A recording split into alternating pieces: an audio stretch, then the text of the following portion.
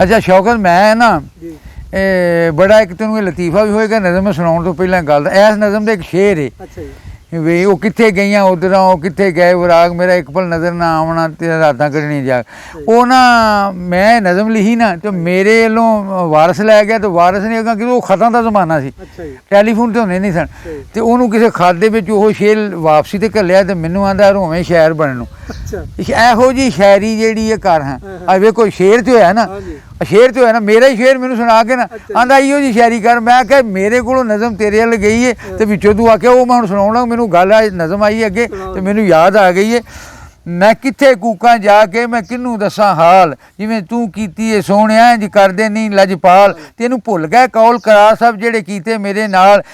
अजे कल की गल सजना नहीं गुजरे चौके साल मैनू जग सार मैनू समझ पड़ाना कपड़ा तू दिता दूर वगा मेरी अखां सामने गैर नू लिया गल अपने नाल ना ला वो कित्थे गईयां उधरां वो कित्थे गए विराग मेरा एक पल नज़र ना आवना तू रातां कड्ढणियां जा आ शेर सी जेड़ा मैनू ने आख्या इहो जी शेर करया कर वो कित्थे गईयां उधरां वो कित्थे गए विराग मेरा एक पल नज़र ना आवना तू रातां कड्ढणियां जाग मैनू जग सारा सी आखदा नहीं इहदे विच वफा